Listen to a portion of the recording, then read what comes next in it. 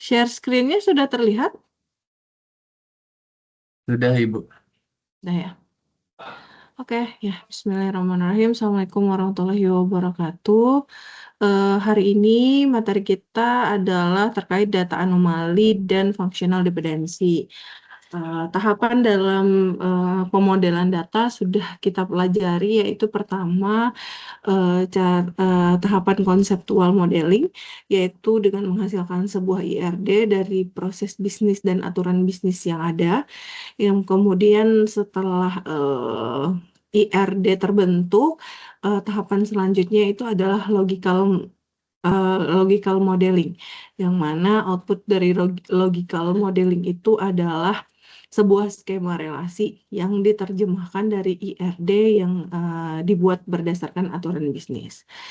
Nah, kemudian apa sih hubungannya antara data anomali functional dependency dengan step-step dalam memodelkan data pada saat kita ingin membuat database? Latar belakangnya itu adalah pada saat kita mentransformasikan IRD ke dalam bentuk relation. Relation di sini adalah skema relasi. Itu seharusnya yang kita modelkan itu bentuknya sudah well structured.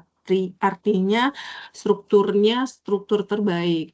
Tetapi tidak ada yang bisa menjamin hal tersebut. Maka perlu step tambahan untuk mengkonfirmasi apakah untuk memverifikasi dan memvalidasi apakah skema relasi yang kita modelkan sebelumnya itu sudah dalam bentuk yang terbaik, sudah tidak ada anomali lagi yang terbentuk, kemudian sudah tidak ada redundansi dari data yang ingin nanti kita bangun. Nah, maka tahapan verifikasi dan validasi itu disebut dengan namanya normalisasi. Nah, normalisasi ini berada pada tahapan logical modeling. Ya, jadi logical modeling itu ada dua, yaitu menghasilkan skema relasi dan kemudian skema relasi itu dilakukan validasi dengan menggunakan teknik atau proses normalisasi. Ya, jadi normalisasi itu adalah sebuah proses untuk memastikan bahwa model yang kita bentuk itu sudah tidak ada anomali dan sudah mengurangi yang namanya redundansi. Nanti kita lihat bagaimana step by step-nya. Nah, ini goals dari normalisasi itu sendiri ya, minimize data redundancy gitu ya, mengurangi redundansi data dan mencegah adanya anomali gitu ya. Kemudian di sini adanya referential integrity constraint, artinya kita harus memastikan dua tabel. Jadi kalau di skema relasi namanya sudah tabel. Tetapi kalau di IRD itu kotak-kotak itu namanya masih entitas. Seperti itu ya. Nah, kalau di skema relasi kita memastikan dua tabel itu sudah terhubung itu dari foreign key ya.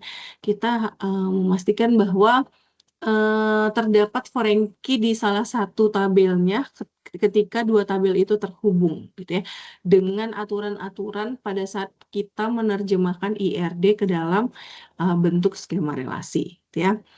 Kemudian tujuan berikutnya adalah membuat maintenance data itu menjadi lebih mudah, seperti proses insert, proses update, dan proses delete dari data gitu ya.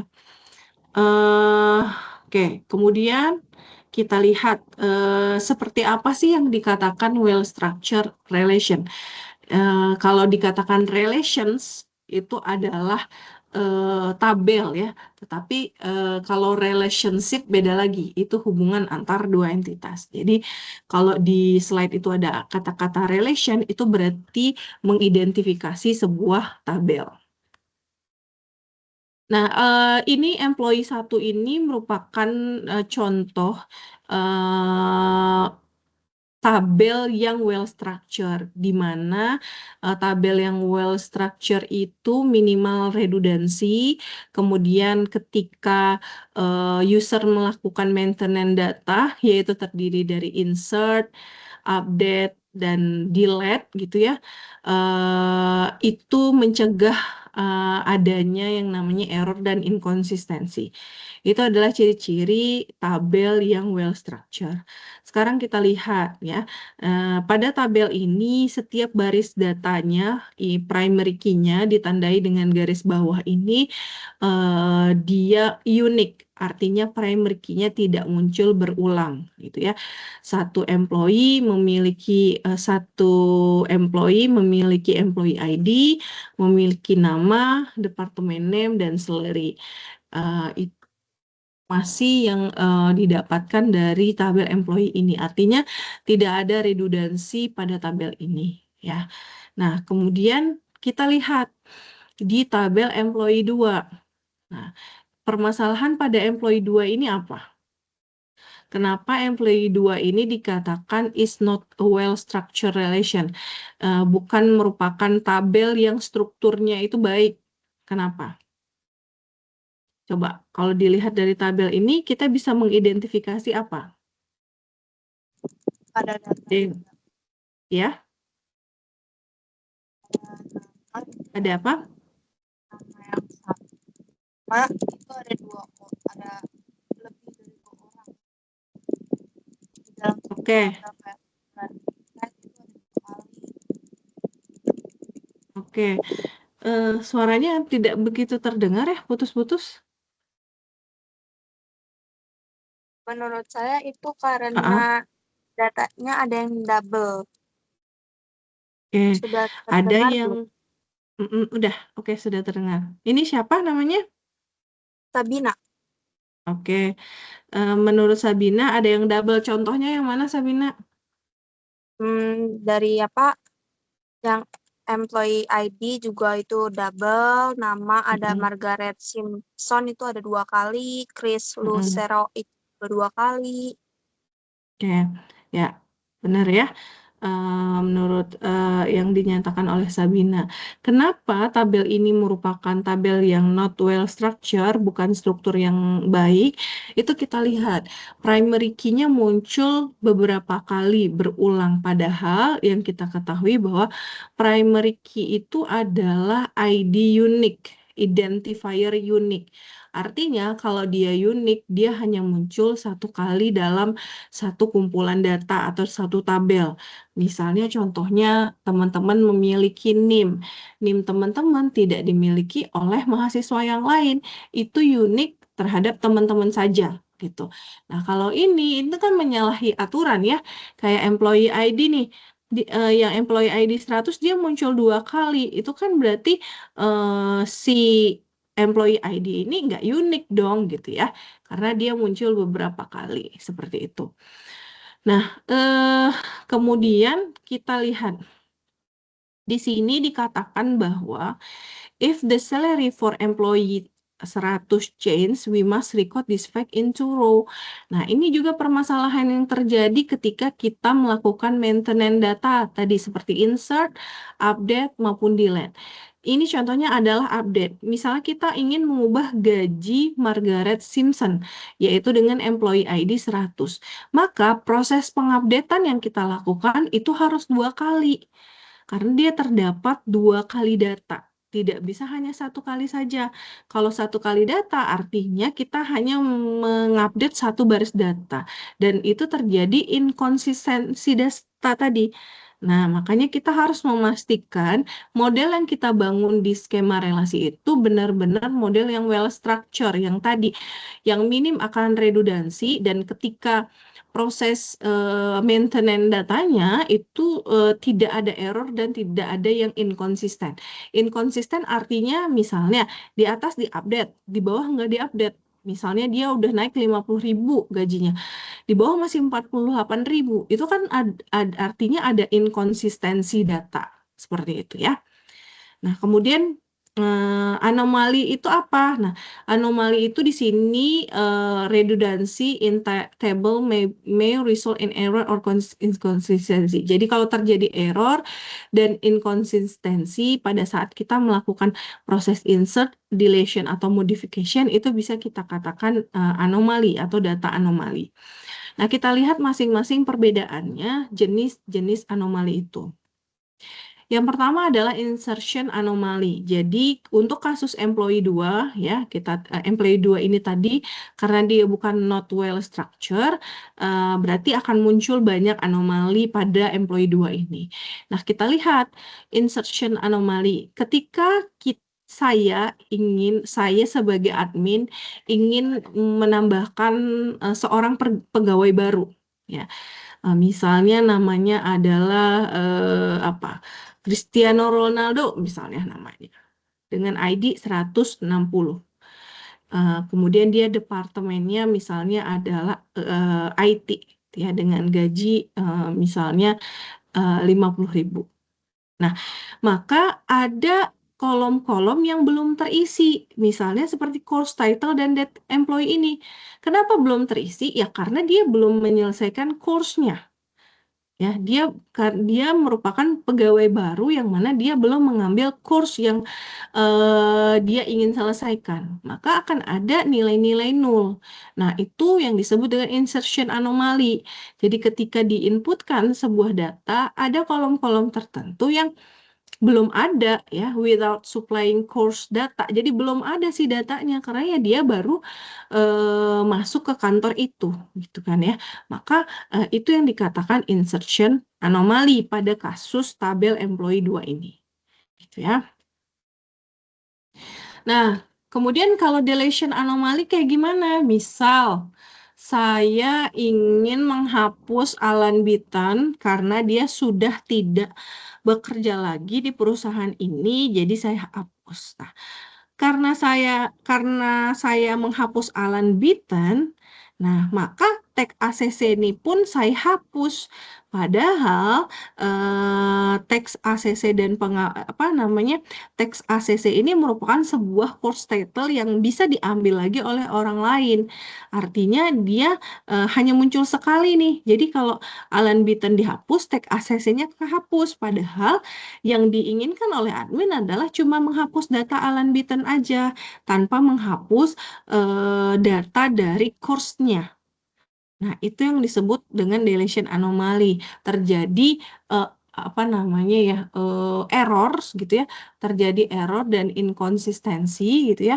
Ketika yang ingin dihapus adalah nama pegawai saja, tapi malah menghapus data terkait course-nya. Seperti itu. Ya. Nah, kemudian contoh berikutnya itu adalah jenis berikutnya adalah modification anomaly. Ini udah saya contohkan tadi. Ketika saya ingin mengupdate salary dari Margaret Simpson 48.000, maka saya harus mengupdate-nya 2 kali gitu ya. Berarti kan ini nggak efisien ya. Nggak efisien dalam proses maintenance atau proses update-nya pun nggak efisien karena harusnya bisa di-update cukup 1 kali saja, seperti itu. Ya, maka employee 2 relation ini merupakan tabel yang not well structured, strukturnya tidak baik, gitu ya. Oke, di sini, nah maka butuh. Jadi kalau kita menemukan tabel di skema relasi yang teman-teman kerjakan di tugas besar teman-teman, maka teman-teman butuh untuk melakukan normalisasi pada tabel tersebut, gitu ya. Sebenarnya ya tabel employee 2 itu di sini itu sebenarnya merupakan gabungan antara employee 1 dan employee course. Nah, kita lihat sama-sama. Nah, employee 2 ini nanti teman-teman belajar kenapa sih nanti bisa terbentuk 2 tabel ini ya. Ini saya gambarkan saja dulu. Nah, employee 2 ini sebenarnya terdiri dari employee 1 dan employee course. Yang mana di employee course ini punya foreign key dari employee 1 ya. Foreign key dari employee 1 dan primary key course title yang mana date complete ini sangat bergantung siapa employee-nya dan apa course yang dia ambil. Nah, ini ketika proses normalisasi sudah dilakukan, maka kedua tabel ini merupakan tabel yang well structured, artinya tidak ada lagi redundansi, ini tidak muncul lagi redundansi di sini gitu ya. Kemudian di sini juga tidak redundansi ya. Jadi teman-teman bisa lihat ini primary key-nya composite, artinya tidak hanya terdiri dari satu primary key saja. Nih 100 SPS SS. Kalau yang di bawah itu 100 dan surface. Berarti kan ini adalah dua baris yang unik. Jadi ngelihatnya tidak hanya dari employee ID aja, tetapi gabungan antara employee ID dan course title. Lihat per barisnya apakah unik atau tidak. Seperti itu. Nah, itu tadi terkait employee 2. Nah, kemudian sekilas ya, itu sekilas terkait latar belakang, tujuan dan apa sih nanti hasilnya dari normalisasi itu. Nah, maka tahapan selanjutnya adalah kita mempelajari cara melakukan normalisasi. Nah, sebelum kita mempelajari cara melakukan normalisasi, kita pahami dulu sebuah konsep yang namanya functional dependency. Karena tahapan-tahapan yang ada di normalisasi itu akan teman-teman bisa pahami ketika teman-teman sudah paham konsep functional dependency and keys. Ya, nah kita lihat. Functional dependency ini adalah sebuah constraint antara dua atribut yang mana salah satu atributnya bergantung dengan atribut yang lain. Ini merupakan bentuk normalisasi bentuk normalisasi tahapan normalisasi. Jadi sebelum teman-teman melakukan tahapan normalisasi, ini adalah tahapan pemahaman yang harus teman-teman pahami terlebih dahulu ya, sehingga nanti di normalisasinya akan lebih mudah. Kalau functional dependensinya belum paham, nanti normalisasinya nanti akan sulit. Seperti itu. Nah, maksudnya seperti apa? Misal kita langsung aja di sini. Ya, jadi kita punya dua atribut A dan atribut B. Nah, atribut B ini sangat bergantung pada atribut A. Jadi A menentukan B. Cara bacanya adalah A menentukan B. Misal saya punya atribut staff number, ya. Staff number itu bisa menentukan position. Ya, misalnya staff numbernya 12035. 12035, kalau kita tahu staff number-nya, maka kita tahu posisinya ada di mana. Tetapi tidak berlaku sebaliknya. Posisi bisa menentukan staff number, tidak berlaku. Misalnya posisinya adalah dia seorang manajer IT. Misalnya dia posisinya finance lah, kita bilangnya staff finance gitu ya. Kemudian staff finance, kalau kita tahu staff finance, apakah kita tahu staff number-nya? Belum tentu, karena staff finance itu ada banyak. Seperti itu. Jadi untuk functional dependency ya, A menentukan B, yang mana B ini sangat bergantung pada A. Jadi cara bacanya adalah A menentukan B. Ya, jadi tidak berlaku untuk B menentukan A. Seperti itu. Kayak gini contohnya. Kita tahu manajer, apakah kita tahu staff number-nya? Belum tentu langsung tahu, karena staff number-nya bisa banyak. Ya. Tapi kalau kita tahu staff number SLL21, kita tahu, oh kalau dia SL21, artinya dia adalah manajer. Nah, seperti itu konsep dari penerapan functional dependency pada tahapan normalisasi. Ya, jadi kita tahu dulu ketergantungan, keterhubungan antar dua atribut. Ya. Ya. Nah, ini contoh functional dependency lainnya. Ini SSN ini seperti NIK ya. Kalau di kita namanya SIK, kalau di sana namanya Social Security Number, gitu ya. Ini di luar negeri ya, Social Security Number. Jadi kalau kita tahu NIK-nya, ya, maka kita tahu siapa namanya, kita tahu alamatnya, dan kita tahu tanggal lahirnya. Tapi tidak berlaku sebaliknya, karena nama itu dia tidak unik. Bisa aja nama orang yang sama, tetapi NIK-nya berbeda. Ya, jadi kalau kita tahu nama, apakah kita langsung tahu NIK-nya? Belum tentu. Begitu pula dengan ini. Kalau VIN ini plat number di kendaraan, kalau kita tahu plat numbernya, kita tahu make ini apa ya? Di mana dibuatnya, kemudian modelnya dan warnanya apa. Nah, itu tidak berlaku untuk sebaliknya, ya, seperti itu. Ini juga contohnya di buku ISBN. Kalau kita tahu ISBN-nya, kita tahu judulnya, siapa penulisnya, dan apa publisher-nya. Nah, ini contohnya. Kalau tadi employee, mana tadi? Ini, kalau employee 1.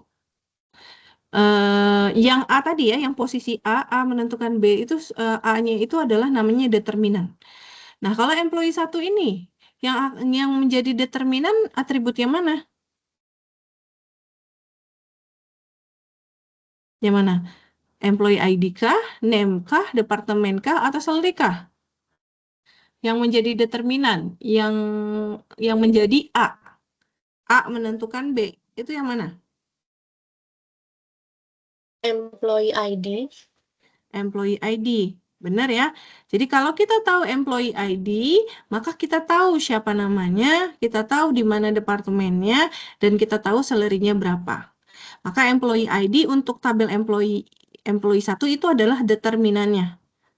Itu ya. Nah, kita balik lagi ke sini. Nah, kalau untuk employee course ini determinannya ada 2 ya. Composite dia. Kenapa composite? Tadi that complete ini akan diketahui kalau kita tahu employee ID-nya dan apa course title-nya. Jadi penghubung koma ini adalah dan. Employee ID dan course title bisa menentukan date completed. Artinya determinannya ini composite. Kalau dikatakan composite artinya gabungan dari beberapa atribut. Ya, jadi date complete ini tidak bisa hanya dari employee ID-nya saja atau course title-nya saja, tetapi harus kombinasi ya antara employee ID dan course title. Seperti itu. Nah, tadi saya bilang ya, the attribute on the left side yang di bagian A tadi itu disebut dengan determinan.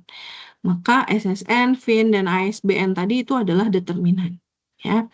Untuk employee course, determinannya itu adalah kombinasi antara employee ID dan course title-nya. Seperti itu. Nah, dari determinan, kita akan menurunkan atau mencari namanya adalah candidate key. Candidate key ini adalah kita untuk mengetahui nanti ujung-ujungnya primary key-nya apa. Ya, nah, candidate key ini adalah sebuah atribut atau kombinasi atribut yang mengidentifikasi unik dari setiap baris relasi. Ya, jadi candidate key dari beberapa tabel. Kalau primary key itu hanya untuk satu tabel saja. Ya, jadi ingat, kalau candidate key itu kita melihat dari beberapa tabel yang saling berelasi. Ya, tapi kalau untuk yang primary key itu khusus untuk masing-masing tabel. Ya. Nah, ini kita contohnya the employee one. Ya, employee one itu dia punya atribut employee ID, name, departemen, salary. Maka tadi yang disebutkan bahwa employee ID ini merupakan determinan dari relasi.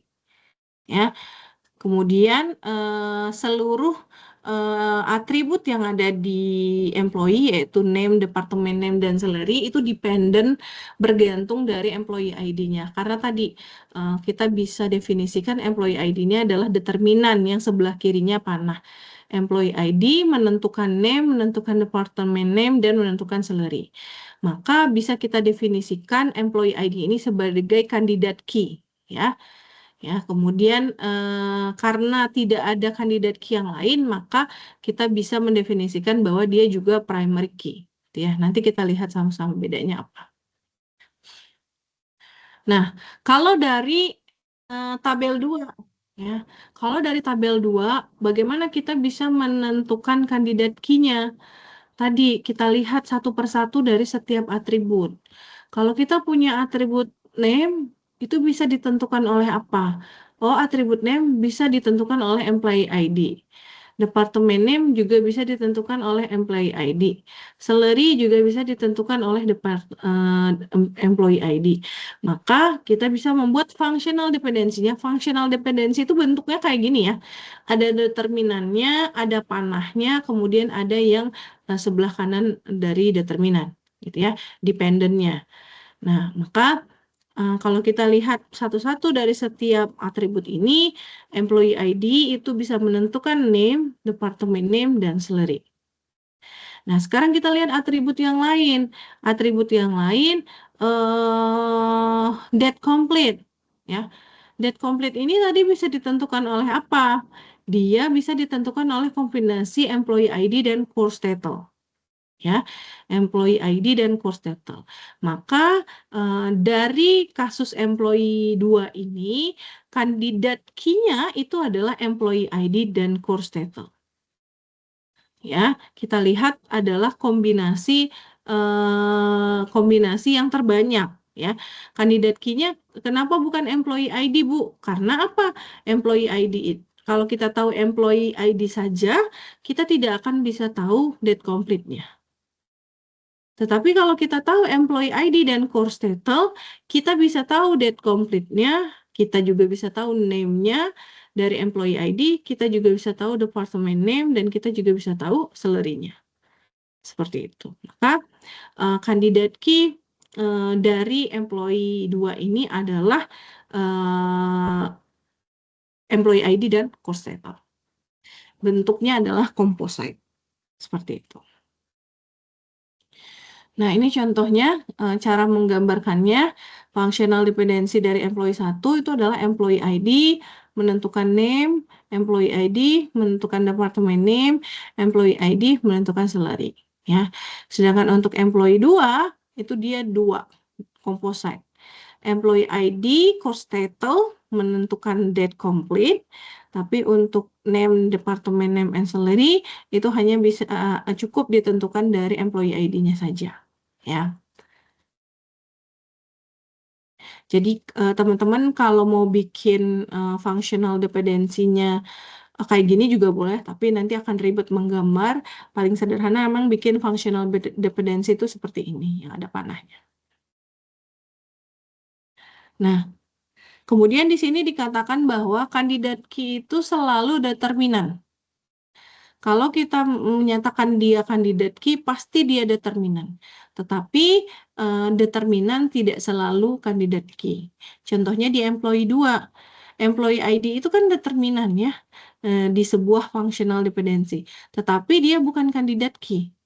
Seperti itu. Jadi kandidat key itu adalah determinan yang mengidentifikasi secara unik pada tabel tersebut. Ya.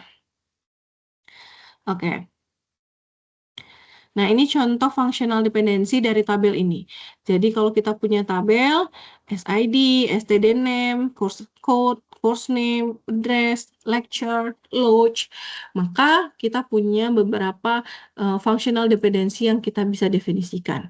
Misalnya student name. Student name ini ditentukan oleh SID-nya atau NIM-nya. Berarti SID menentukan student name. Kemudian setelah itu kita punya course name. Course name ini ditentukan oleh apa? Ditentukan oleh course code-nya. Maka course code menentukan course name-nya. Ya. Kemudian address, ini adalah alamat dari student-nya. Maka kita tahu SID-nya, kita akan tahu address-nya. Ya. SID-nya apa, kita tahu alamatnya di mana. Kemudian ada lecturer. Ya.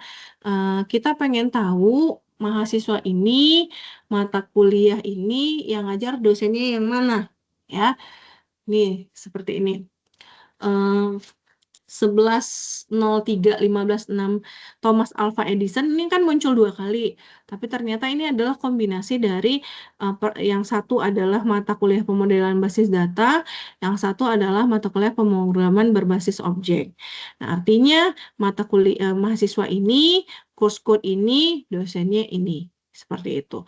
Jadi SID, course code bisa menentukan lecture.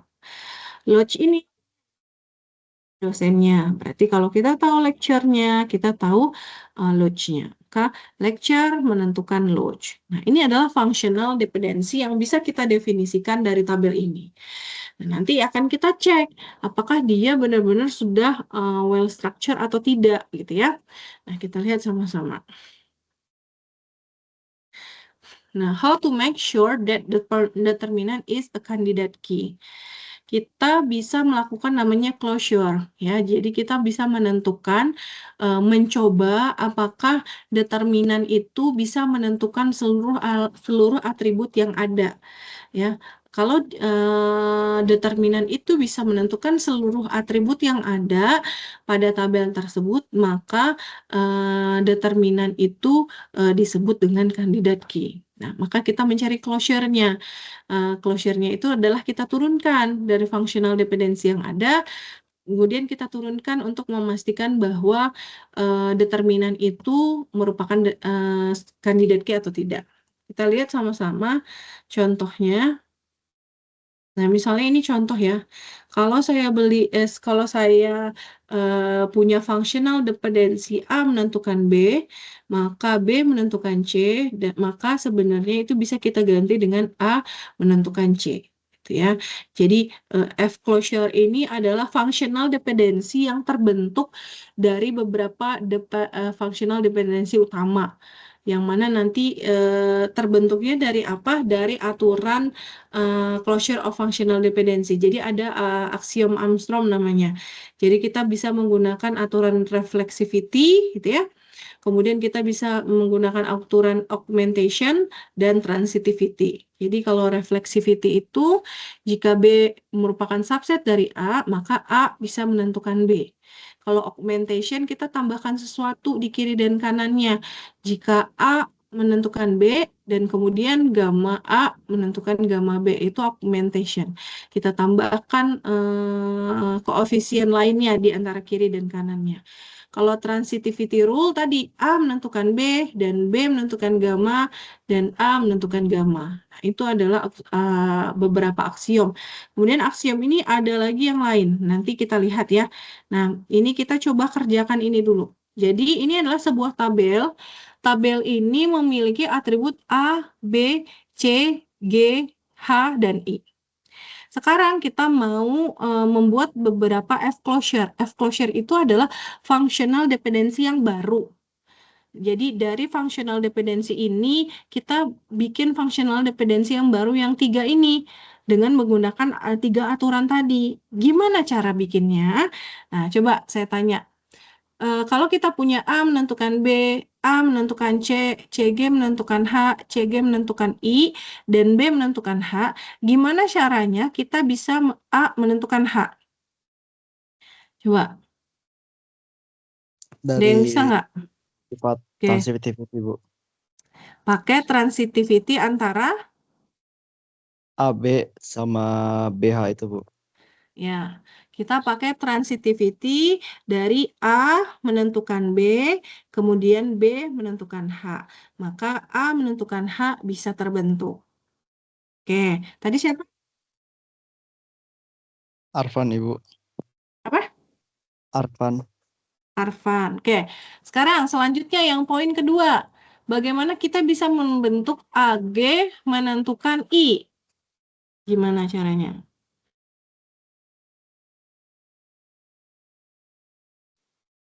Yang augmentation ya, Bu ya. Oke, apa yang kita augmentation dulu? A ditambah G, Bu. Itu kan ada A ke C, ada CG ke I. Berarti AG bisa Oh, ke I, Bu. oke, berarti ini A menentukan C, kita augmentation dulu. AG menentukan CG. Setelah kita augmentation, kita lakukan transitivity. Karena tadi dia sudah jadi AG menentukan CG, transitivity-nya dengan CG menentukan I. Maka bisa terbentuk AG menentukan I. Oke, yang terakhir. Ini saya buatkan deh di samping biar nggak bingung ya. Ntar saya ini dulu. Share screen. Nah, mana tadi? Ini.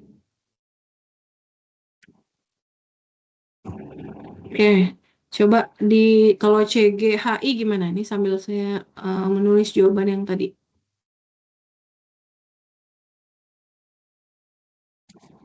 AH ini dari menentukan B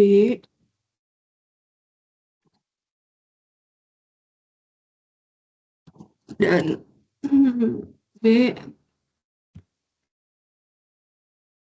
menentukan H.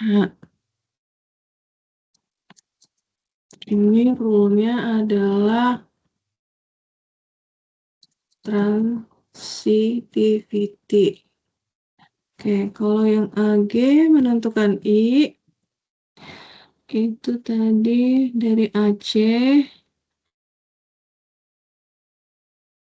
kita augmented dulu. Rule augmentasi. Jadi AGCG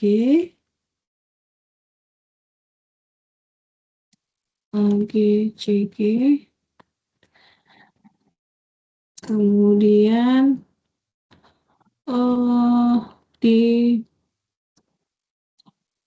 digunakan rule transitivity dengan CGI. Oke, kalau yang CGHI mana? Ada yang bisa jawab kalau CGHI?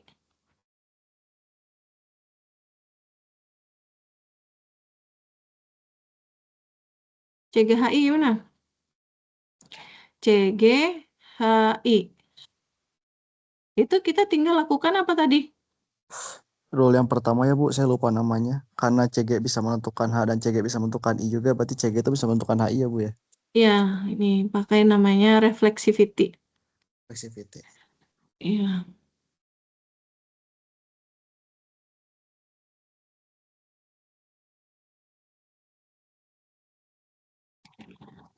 Akan bisa. Gimana sih?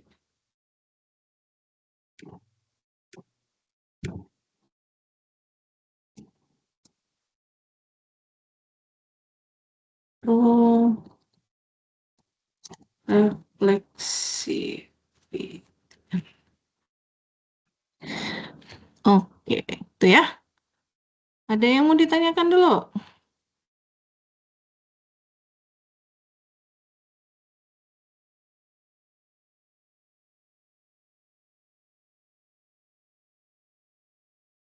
Sebenarnya ini rule CGHI ini bukan reflexivity ya.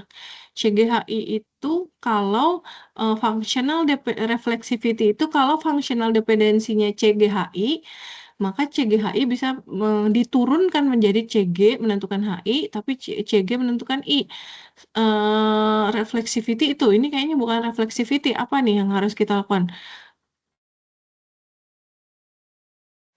Kita bisa ya closure functional dependency selanjutnya. Union rule itu adalah kalau A menentukan B, kemudian A menentukan gamma, maka A bisa menentukan B dan gamma. Jadi ini bukan reflexivity. Ini adalah union. Karena kan kita dari sini, dari F yang atas ya. Dari F yang atas, oh belum share screen. Bentar, share screen dulu. Karena kita menentukannya itu dari F yang atas, bukan dari yang bawah. Kita pengen menentukan F yang atas ini, F yang atas ini menjadi F plus. Ya, kalau tadi CGH, CGI itu kan artinya dari F ini kita tentukan, kita breakdown jadi CGH dan CGI. Padahal enggak, harusnya kita unionkan antara CGH dan CGI, gitu ya. Ada di aturan ini. Kalau decomposition itu apa namanya? Kalau kita punya CGHI, Kalau decomposition itu, kalau reflexivity itu kayak gini. Kalau A menentukan A, B juga bisa menentukan B gitu. Itu reflexivity. Kalau yang CGH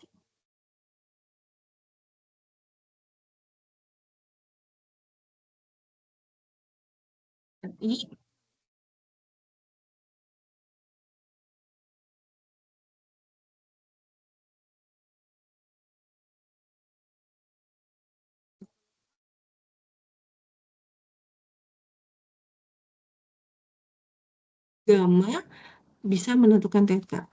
Jadi B-nya ini kita coret ya. Itu pseudo transitivity. Seperti itu. Itu gabungan antara union dan transitivity. Nah, itu closure aturan-aturan functional dependency yang bisa kita gunakan untuk membuat closure. Artinya untuk membuat functional dependency yang baru.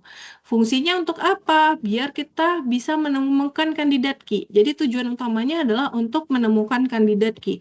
Karena kandidat key itu ditemukan kalau kita punya atribut yang bisa menentukan keseluruhan atribut yang ada pada tabel tersebut.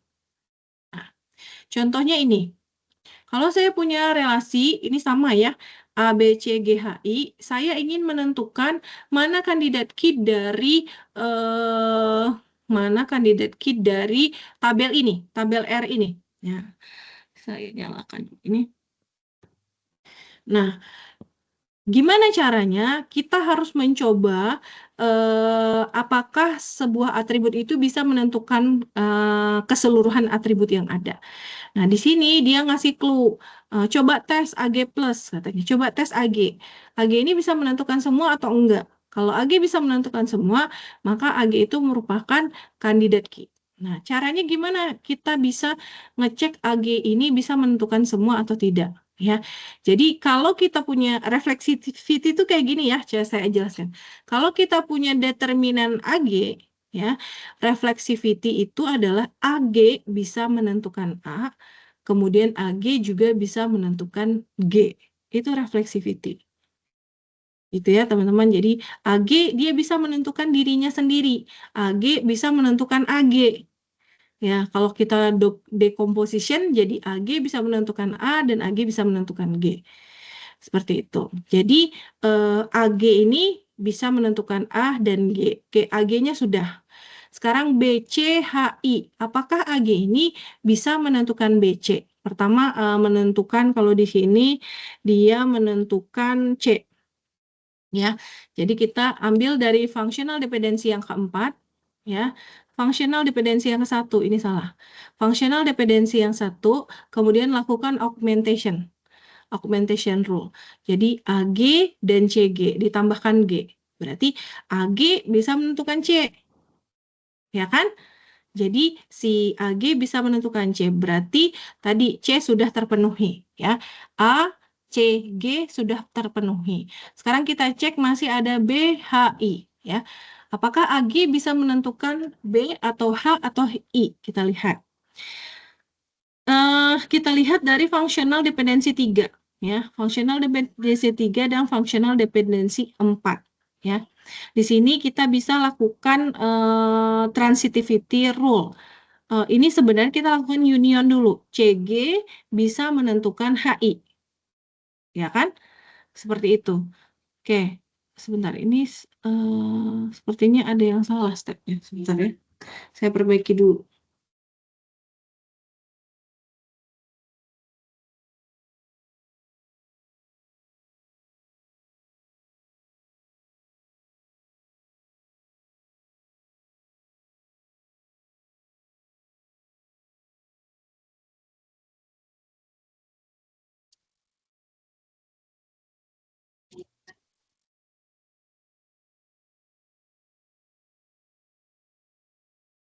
Nih, jadi stepnya ini ada yang terlewat. Di sini stepnya terlewat, CG dan HI ini kita harus lakukan union dulu, ya, sehingga menghasilkan CG bisa menentukan HI.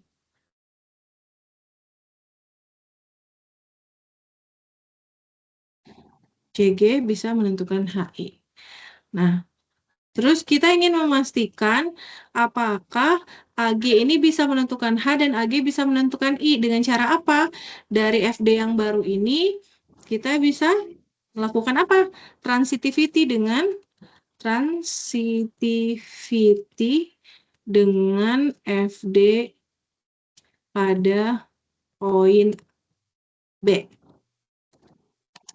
yaitu AG menentukan CG.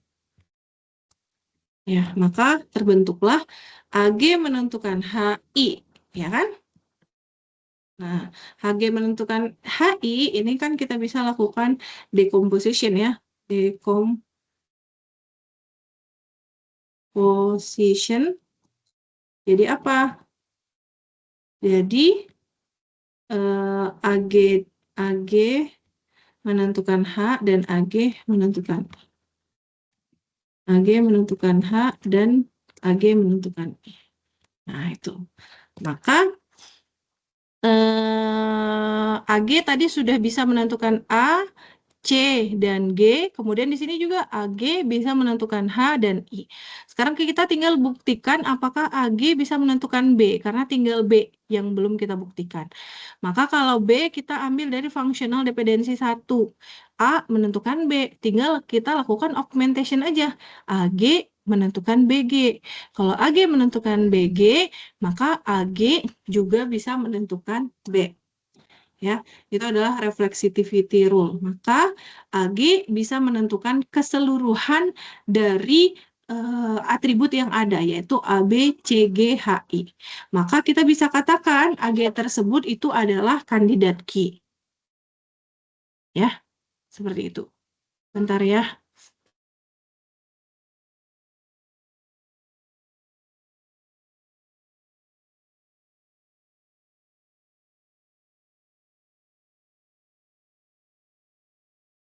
Itu ya. Bagaimana kita bisa menentukan kandidat key dari functional dependency yang ada dan atribut-atribut yang ada. Kita turunkan dengan beberapa aturan tadi. Ya, aksiomnya ada augmentation, reflexivity, transitivity, union, decomposition gitu ya, dan pseudo-transitivity seperti itu. Nah, ini contohnya. Di sini kita ingin menentukan dari atribut tabel ini, SID, STD name, course code, course name, address, lecture, dan lodge, mana yang menjadi kandidat key-nya. Ya, maka kita bikin dulu functional dependency dari tabel ini. Ya, yang pertama adalah SID. SID ini bisa menentukan apa saja. SID ini student name ya, student ID. SID itu bisa menentukan student name dan bisa menentukan student address. Ya, berarti functional dependency yang pertama adalah SID bisa menentukan STD name dan bisa menentukan address. Ini merupakan union dari SID menentukan STD name dan SID menentukan address. Seperti itu, ya. Nah, kemudian berikutnya SID, STD name, address sudah. Sekarang kita lihat course name. Kalau course name berarti di sini nanti dulu, berarti di sini lodge dulu ya. Lodge ini ditentukan oleh apa? Lodge ini bisa ditentukan oleh SID course. Ya, SID course code bisa menentukan lecture. Tadi kalau kita tahu studentnya, ID studentnya, kita tahu code dari course-nya, maka kita tahu lecture-nya. Nah, kalau kita tahu lecture-nya, maka kita tahu lodge-nya. Maka di sini kita menggunakan transitivity nih.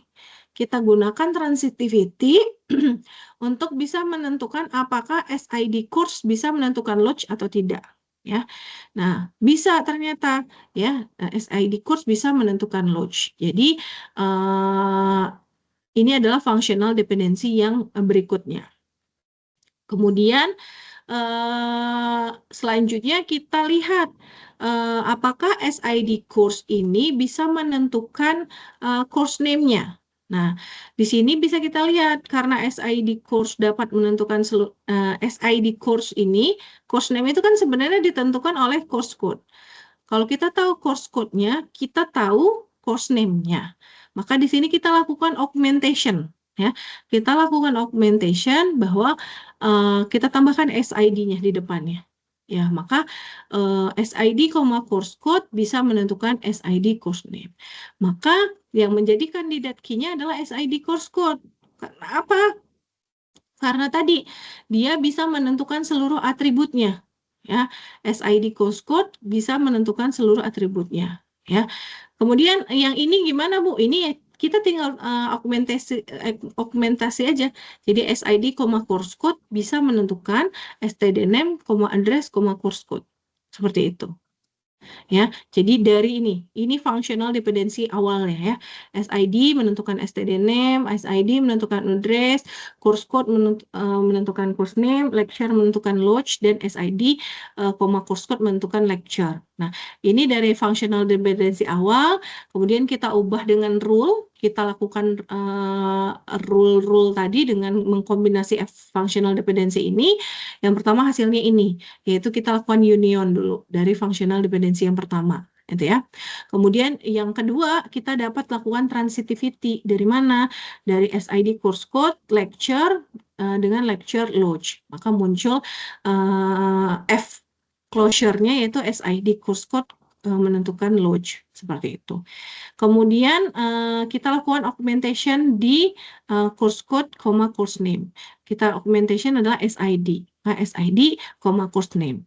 Harusnya satu lagi step kita lakukan lagi ini. Di sini adalah augmentation.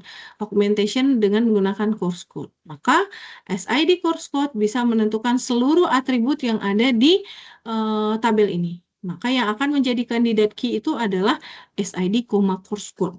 Jadi composite, tidak hanya satu. Ya. Tidak hanya satu atribut saja yang menjadi kandidat key-nya. Seperti itu. Oke, itu materi terkait functional dependency. Ada yang ingin ditanyakan terlebih dahulu? Ya, ini merupakan dasar untuk materi normalisasi pekan depan. Yang mana kita akan menerapkan, akan mengecek apakah skema relasi yang kita buat sudah normal atau belum. Seperti itu. Ada pertanyaan? Saya kasih waktu teman-teman mengerjakan latihan selama 30 menit. Nanti saya akan random panggil untuk teman-teman menjelaskan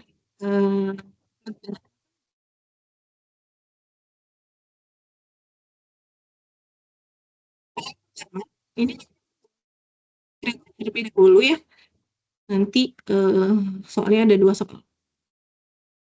Mana nih share screen-nya? Daftar hadir akan saya cek nanti ya. Ini boleh di screenshot dulu. Definisikan FD untuk tabel staff branch. Kemudian ini udah ya tadi ya, CGHI. Oh. Satu, soalnya ini aja. Staff number, S name, position, salary, branch number, B address. Teman-teman definisikan functional dependency-nya, dan kemudian dari tabel ini teman-teman tentukan apa kandidat key-nya. Ya, saya kasih waktu 30 menit. Nanti akan saya panggil beberapa orang untuk bisa menyebutkan functional dependency dan dan kandidat key yang terbentuk. Seperti itu. Oke, ada yang mau ditanyakan terlebih dahulu? Tidak ada, oke. Jadi nanti nanti saya akan on mic lagi di jam 11 ya. Seperti itu. Saya stop record dulu.